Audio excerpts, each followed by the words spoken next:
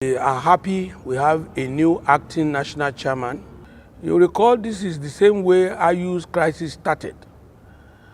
And this former chairman, Damagum, will go the way of IU. I can assure you, he was not supposed to be the chairman. He only represented an interregnum, but manipulated the process to become the chairman and caused so much confusion. And you realize that the party could not even hold neck for a long time. It shows that the man, Damagum, has been incompetent. He does not have what it takes, and he stole that office and acting in that capacity. Therefore, we want to appeal to the new acting chairman, assuring him of a cooperation of all party members, ask him to reposition the party, ask him to make all necessary corrections in state chapters, prepare for convention. After everybody must have obeyed the last court judgment that congresses must be held in all state chapters before the convention. Truth, the PDP is in trouble, but you never can tell. You can find a doctor in an Abdurrahman who is willing to turn the table around for the party. But right now, the party is in comatose. And also bring us good tidings to this meeting today. It gives me great joy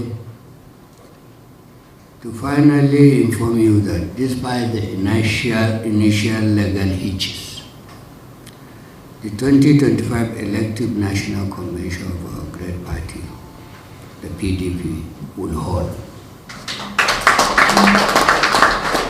Yesterday, the 4th of November 2025, Justice Akintola delivered a landmark ruling affirming that our party has sufficiently satisfied all provisions of the law and therefore retains the constitutional right to organize its internal democratic processes, specifically to hold 2025 National Elective Convention. I must confess that what Justice Akintola did in this era of judicial intimidation and moral compromise is an act of courage. A time when some have sought to manipulate our courts and intimidate our judges, it takes bravery to stand for the truth and defend the law. His judgment is not just a victory for our party, but for democracy. And that, my dear party leaders and members, this is exactly what this moment in our national trajectory demands of us as an opposition. Courage. We should be courageous. When I assumed office as the acting national chairman of the PDP, I met a deeply divided house. Factions, distrust, between one another, and suspicion beclouding our shared purpose.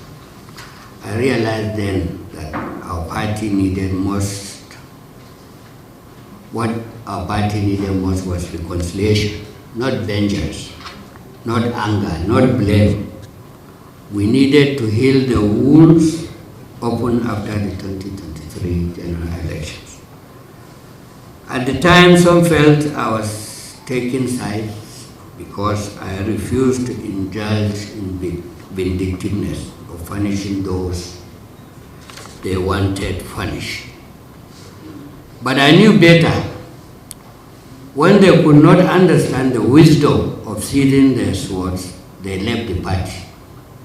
Yet, even now, those I was accused of allying with have completely misunderstood my intention. The truth is simple. Every decision I took, every compromise I made, every gesture of accommodation was for the sake of this party. I chose the party, not individuals, not factions, but the enduring institution of the PDP that shall outlive us. That is what loyalty and courage means. Courage is also what our next NWC must possess. Our democracy is dragged through the mud, and beyond that, we now face the risk of foreign interference and security threats and challenges that challenge our sovereignty. What Nigeria needs now is leadership, bold, visionary leadership, and it must begin with us. We do not have to be in power to begin our mission to rescue, redirect, and rebuild this country. That mission begins right here in the opposition. Our incoming NWC must therefore be made up of men and women of integrity, capable of rallying our base, reviving our traditional structures, and inspiring new members. Dear leaders, ladies and gentlemen, it is not easy to be a politician in opposition. When even those who have attained the highest political offices abandon their core beliefs in a desperate rush to seek connection with the center, we must then truly honor and appreciate those amongst us who remain steadfast, loyal, and committed to the core tenets of democracy.